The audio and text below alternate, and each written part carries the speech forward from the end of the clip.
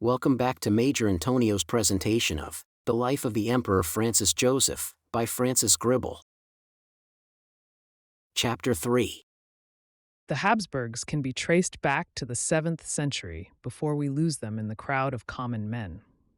The branch of the family to which the Emperor Francis Joseph belongs is that known as the House of Habsburg-Lorraine, founded by the marriage of the Empress Maria Theresa to Francis, Duke of Lorraine, in 1736. And the House of Lorraine has an independent genealogy only less ancient and illustrious than that of Habsburg itself, being descended through the House of Anjou from Hugues Capet, the ancestor of the Royal House of France. Anjou was given in 1246 by St. Louis to his younger brother Charles, whose granddaughter married her cousin Charles de Valois. And the House of Anjou kept the Duchy of Lorraine until Francis abdicated on the occasion of his marriage in favor of Stanislas Leczinski, whose daughter married Louis XV. This Francis seems to have been a mixed character, not entirely commendable. He is credited with virtue in his private life, but it is also related of him that he farmed taxes, lent money at usurious rates of interest, and acted as a kind of army contractor to Frederick the Great at a time when that monarch was at war with Austria. He was the father of Marie Antoinette, and also of the emperors Joseph II and Leopold II. Joseph left no issue, but Leopold, who married Marie-Louise, daughter of Charles III of Spain, had a large family, only two members of which need be mentioned here. One, Francis II, who became emperor in 1792 and was on the throne when Napoleon broke up the Holy Roman Empire. Two, the Archduke John, whose romantic marriage with the daughter of a postmaster set a precedent for those morganatic unions which have recently become so frequent in the House of Habsburg. Leopold II is described by the historians as a benevolent despot, a reformer according to his lights, who displayed great intolerance in religious matters and died young through the unbridled indulgence of his amorous proclivities. Francis II is an emperor of whom it would be necessary to speak evil at length, if he, and not his grandson, were the subject of this narrative. A double-faced and incompetent ruler, who needed all the help he got from Metternich, a petty domestic tyrant who behaved abominably towards his daughter Marie-Louise, his son-in-law Napoleon, and his grandson, the Duc de Reichstadt. How he deliberately threw Naperg at his daughter's head for the express purpose of undermining the affection which her husband had, to his disgust, inspired in her, is a story which belongs to other pages than these. Here we will merely note that he married 4 wives, and by the second of them, Marie-Thérèse Caroline Josephine de Bourbon, had 2 sons who now concern us. One, the Emperor Ferdinand, who succeeded to the throne in 1835, but bowed his head before the storm and abdicated in 1848, though he did not die until 1875. 2. The Archduke Francis Charles, who, as Ferdinand had no children, should have succeeded him, but whom his wife, the Archduchess Sophie, daughter of Maximilian I of Bavaria, persuaded to resign his rights in favor of his eldest son, the present Emperor Francis Joseph. That is all the genealogy which we need for the moment. It shows us the Habsburgs as a feeble folk, getting feebler as times got more tempestuous. And it also shows us Francis Joseph, launched upon his stormy political career at the age of 18, launched upon it as the rising hope of a decadent family, a youth of energy and promise, with no sign of decadence about him, supple but strong, exempt, as far as could be judged, from the family taints of physique and character, and designed to restore the threatened dignity of the Austrian Empire by confronting the new era in a new spirit. His accession will be our historical starting point, but before we come to it, we must turn aside for a brief glance at some of those collateral ancestors whose traits, if there be anything in heredity, we may expect to see reappearing, not invariably, but here and there and now and then, in their descendants, the Habsburgs of the 19th and 20th centuries. The list of the Allied houses includes, of course, practically the whole of Catholic Europe, and a portion of Protestant Europe as well. To attempt to review them all would be to lose oneself in an interminable maze, but the collateral sources of particular contamination can be noted, and we shall see house after house contributing, some of them only on one, but some of them on several occasions. its strain of madness to the great family with which it was its privilege to intermarry. We may begin with the House of Burgundy and end with that of Bavaria, taking on our way the houses of Spain, Portugal, Medicis, and Bourbon-Parma. Charles the Bold of Burgundy fell into a melancholy madness after his defeat by the Swiss at Murat and died a madman. His daughter Marie, Duchess of Brabant and Countess of Flanders, married Archduke Maximilian of Austria, son of the Emperor Frederick IV. Their son, Philippe le Bel, married that daughter of Ferdinand of Aragon, who is known to history as Joanna the Mad. Those are the unfavorable circumstances in which we see Habsburg blood introduced into the royal family of Spain, and the subsequent history of the family presents two features pertinent to our survey. 1. A long series of degenerates among the kings and infants of Spain. 2. A long series of marriages between Spanish and Austrian Habsburgs. No full account of the manifestations of the madness of Spanish rulers, princes, and princesses can be given here. They are too numerous, and also too gross for general reading. The briefest of summaries must suffice. Joanna the Mad traveled all over Spain with her husband's coffin, wailing and lamenting at the top of her shrill voice whenever the funeral procession halted. Joanna's son, the great Emperor Charles V, lived on the borderline which separates genius from insanity, and was at any rate an epileptic, like that Archduke Charles whose campaigns against Napoleon were punctuated by untimely fits. His son, Philip II, known to English history as the husband of our Bloody Mary, is described by the historians as half-mad, and Philip's brother Charles was notoriously a homicidal maniac. Philip III was comparatively sane, but even he tried to poison his sister. Charles II was nicknamed the Bewitched and was so afraid of the dark that 3 monks had to sit every night at his bedside in order that he might sleep in peace. Philip V was, for years, a bedridden imbecile, and Ferdinand VI was a victim of religious melancholia, etc. The catalogue is far from complete, but it may suffice as a preface to the statement that one finds 8 or 9 Spanish marriages in the Habsburg matrimonial annals. One encounters a very similar list of lunatics in the annals of the Royal House of Portugal, and with that house also the Habsburgs have again and again intermarried. The pathology of the Medicis and the multitudinous Italian Bourbons, whose blood also runs in the Habsburg veins, is hardly better, and it can scarcely have been in the expectation of introducing a healthier strain that they sought alliances with the Wittelsbachs of Bavaria. Sanity, in that house, is represented by the king who sacrificed his kingdom to the beautiful eyes of Lola Montez, madness by the kings Louis and Otto, whose extravagances and eccentricities have been related in innumerable volumes of memoirs and newspaper articles, and who are Francis Joseph's cousins. Assuredly, no eugenist will assert that that heredity is good. On the contrary, the impression derived from a close examination of it is that of several strains of insanity and decadence converging, much in the way in which a multitude of Swiss mountain torrents converge to form the Rhone. But even that analogy is unduly favorable, for the sources from which fresh blood has been introduced into the family have not been indefinitely numerous. The same source has been tapped over and over again by the renewal of consanguineous marriages in one generation after another, with the result that the Habsburg type, with all its peculiar physical, mental, and moral characteristics, has been perpetuated and emphasized.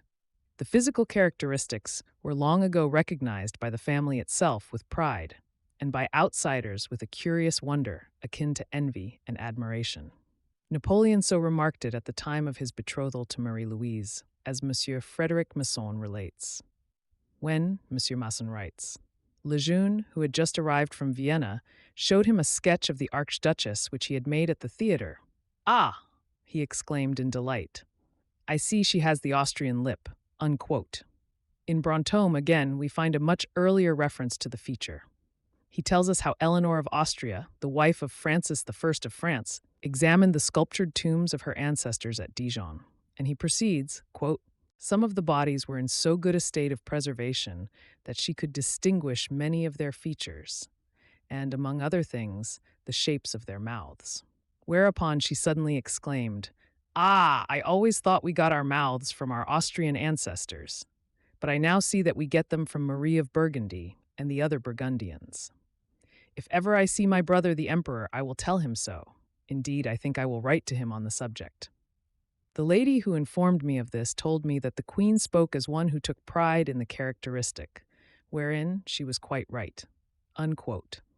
That this physical peculiarity was, in the case of the Habsburgs, the outward sign of mental and moral divergences from the healthy norm was evidently as little suspected by Napoleon as by Brantôme. It is the discovery of the students of a comparatively new science. And it is a discovery of which the biographer must be careful to make neither too little nor too much. Eugenics is not yet an exact science, and the laws of heredity remain obscure. They are laws, it would seem, which, though generally true, cannot be relied upon to operate in any particular way in any particular case. The life of a family almost invariably confirms them, whereas the life of an individual may often appear to confute them. And we may often see genius flowering on the same plant as insanity. The history of the Habsburgs in general, and the life of Francis Joseph in particular, supports that view of the matter. The Archduke Charles, who was so nearly a match for Napoleon, and actually beat him at Aspern, was not a very distant relative of the Archduke Otto, who used to dance in a Vienna café, attired only in a kepi, a pair of gloves, and a sword belt.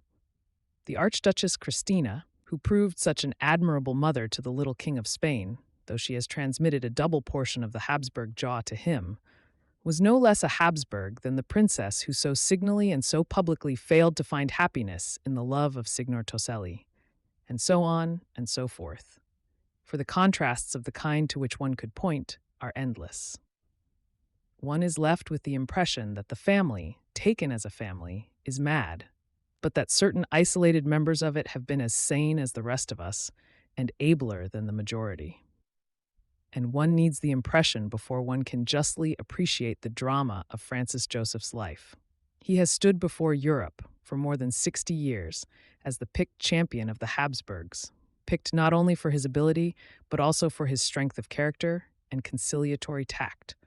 For all those qualities, in short, which one looks for from a sane man in an exalted station. He started, as we have seen, under the burden of a singularly bad heredity, and he has carried that burden through life with patient endurance and with an air of dignity, as if personally unconscious of the taint, while the lives of those nearest and dearest to him were furnishing undeniable proofs of it at every turn. He has shown himself, to conclude, the true head of the house, by nature as well as by pragmatic sanction. So much made clear, we may proceed to chronicle the bald facts of his birth and childhood. Chapter 4. Francis Joseph was born at Schönbrunn on August 18, 1830. His father was the Archduke Francis Charles, and his mother the Archduchess Sophie, daughter of Maximilian I of Bavaria. He grew up and was educated in the period of peace between the two great revolutionary storms which shook Europe free from the Metternich system, a period which begins with Metternich supreme and ends with Metternich in flight from an angry mob. He owed his throne, the steps of which he mounted, as a lad of 18, in the midst of the second epoch of turmoil, to his mother's influence. She was an able and imperious woman. She made up her mind that her son would make a better emperor than either her brother-in-law or her husband. She pulled the wires and got her way. The boy's education was thorough and practical, just the sort of education which he would have been given if his destiny had been in view from his birth. He was taught the whole duty of a soldier in each of the several branches of the service, to point a cannon as well as he could mount a horse, to dig a trench as well as he could handle a saber or a rifle. He was also taken through complete courses of history, literature, mathematics, chemistry, astronomy, and natural history, instructed weekly in the maxims of statecraft by Metternich himself, and compelled to acquire innumerable modern languages: Hungarian, Czech, and Polish, as well as French, Italian, and to a limited extent, English.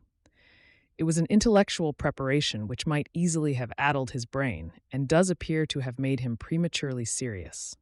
Even before the troubles of his family compelled him to shoulder its responsibilities, he was remarked as being grave, earnest, and reserved. The good boy of his family, it was thought, and as clever as he was good. Of course, there are anecdotes indicating that he loved his people, and, above all, loved his army, from his earliest years.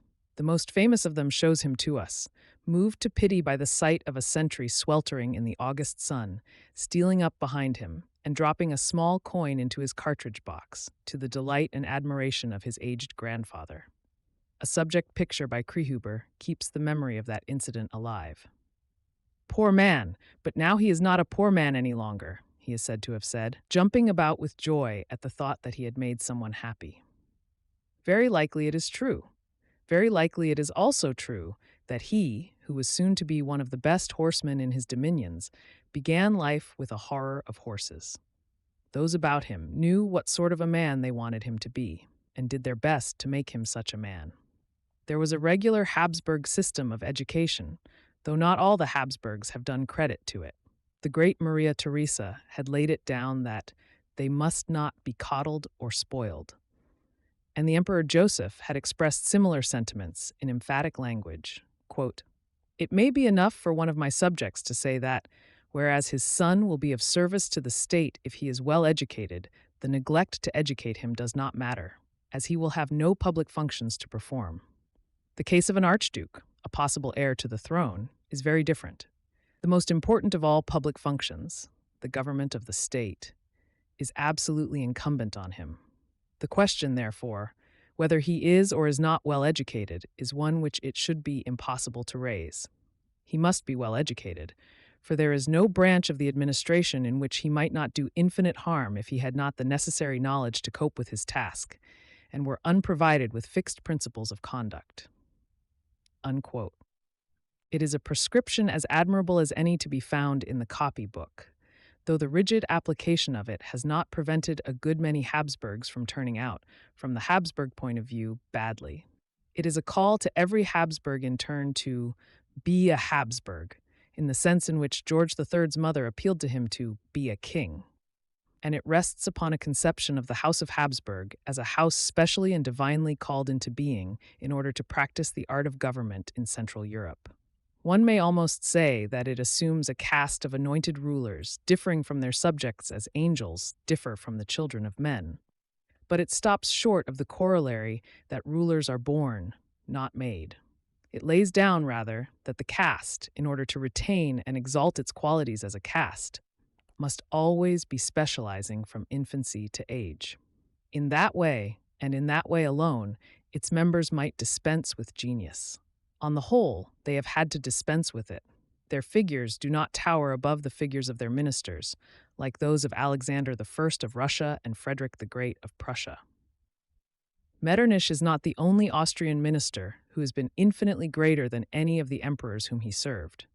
Not all of them, again, have continued to specialize a day after the compulsion of tutors was withdrawn.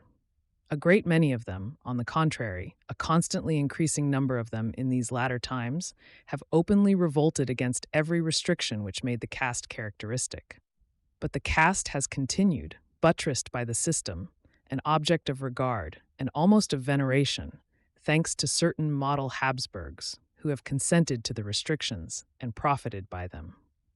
Francis Joseph steps on to the stage of history as such a one, a specialized Habsburg, approaching nearer to genius than the others, but also gifted with a tactful adaptability which has enabled him to realize that the dead past must be allowed to bury its dead from time to time. Let us indicate the political troubles which called him into activity. The revolutions of 1830 had been in the main abortive, a symptom of general discontent, but not its complete and successful expression. The work done at the resettlement of 1815 had been shaken by it, but had not, except here and there, in Belgium for instance, been upset, and that resettlement had been planned in the interest of reigning houses, not of peoples. The reigning houses continued to sit on the safety valve, and the steam which was trying to find vent through the safety valve consisted of 1. Liberal ideas in general. 2. The idea of nationality in particular. To both those groups of ideas, the Austrian government was bitterly opposed. With both of them, it was to have trouble. Its political prisons were famous throughout Europe as the homes of distinguished men, and its subject populations seethed with discontent. The idea of nationality was particularly obnoxious to it because it did not itself repose upon a national basis. Austria, said Mazzini with a gesture of disdain, is not a country but a bureaucracy. And Austria was, in fact, what Metternich said that Italy was, a geographical expression.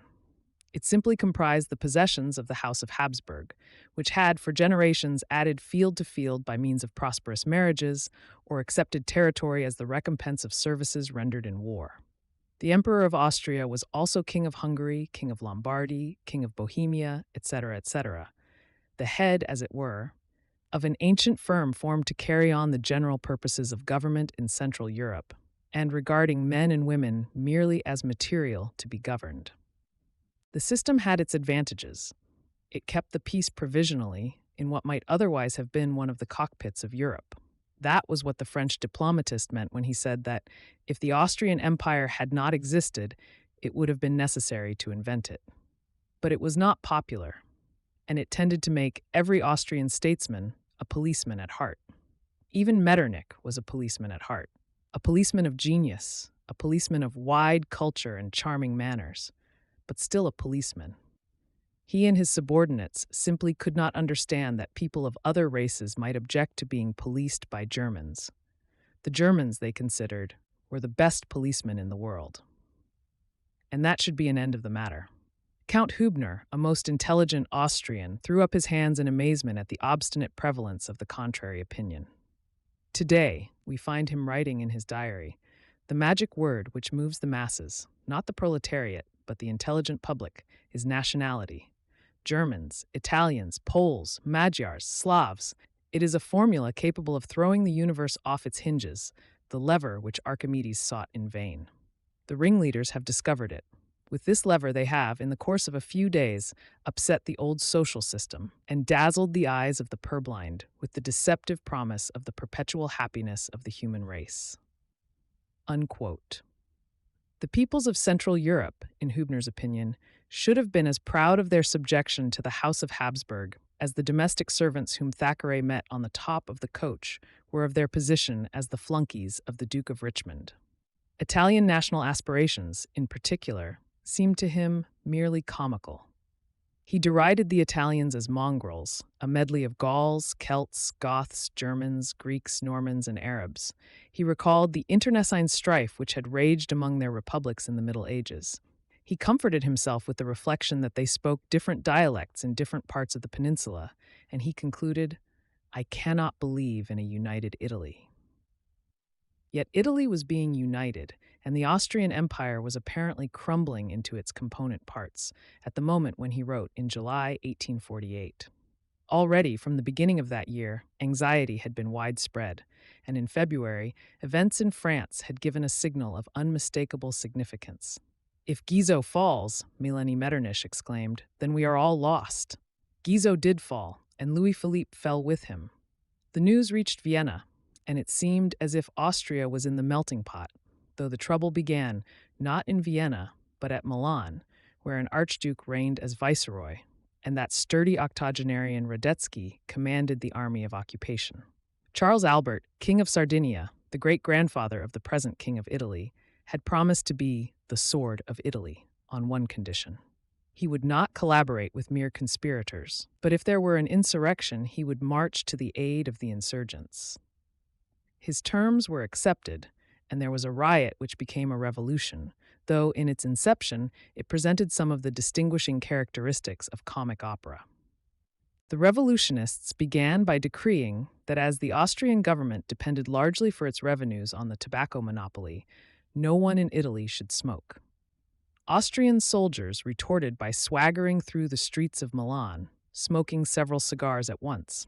Female patriots knocked the cigars out of their mouths and pelted them from the housetops with flower pots and other missiles, while male patriots, armed with various weapons, molested them in other ways. There was street fighting, and there were killed and wounded. The patriots were many, the garrison was small. Charles Albert was known to be coming. Radetzky had no choice but to withdraw his troops within the famous quadrilateral of fortresses, leaving the provisional government set up by the revolutionists in possession. It seemed to the sapient Hübner a case of black ingratitude towards the admirable Austrian police. But Austria was not, this time, to be beaten. Within the quadrilateral, Radetzky was safe, and, in due course, he marched out and defeated Charles Albert at Custoza. Few reinforcements had reached him, but they sufficed, and among the officers who came to serve under him was included Francis Joseph, not yet 18 years of age. It was his first appearance in the field, and Radetzky was not particularly glad to see him. The scene which passed between the stripling and the veteran is best described in the Life of Radetzky, included in General Ambert's Cinque quote. Radetzky addressed the new arrival in peremptory military language. "Imperial Highness," he said, "your presence here is exceedingly embarrassing for me. Consider my responsibility in case anything should happen to you. If you should be taken prisoner, for instance, the accident would annihilate at a stroke any advantage which the Austrian army might have gained." "Marshal," replied Francis Joseph, "it is quite possible that it was unwise to send me here, but, as I am here, honor forbids me to depart without facing the enemy's fire," and his eyes filled with tears as he spoke. No objection could be taken to an explanation so simple and gallant, and it was agreed that the Archduke should take part in the next battle, which was fought a few days later, the Battle of May 6th at Santa Lucia. Here are the precise words of the report, addressed by Radetzky immediately after that sanguinary struggle to the Minister of War. "I was myself an eyewitness of the intrepidity displayed by the Archduke when one of the enemy's shells burst quite close to him. Austria does not lack archdukes," he said gallantly, when implored not to expose himself to danger. But his battle was only of the nature of a holiday treat.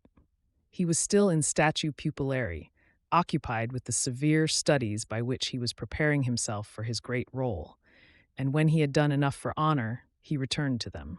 It was then, or soon afterwards, that he was confidentially informed of the great trust about to be reposed in him, but the intimation neither puffed him up with pride nor disturbed his diligence. He brought out his books again, immense tomes dealing with Roman, civil, criminal, and canonical law, and resumed his reading, almost as if everything depended upon his passing an examination in high honors. Not, if he could help it, should the arrival of his hour find him unready for it. And his hour was near, for the times were critical. Trouble at home had followed hard on the heels of the trouble in Lombardy, and being more complicated, had been more difficult to deal with. This concludes today's reading of the life of the Emperor Francis Joseph, by Francis Gribble. Join us also the day after tomorrow for the subsequent part. Subscribe to Major Intonio's channel. Thank you for listening, and so long.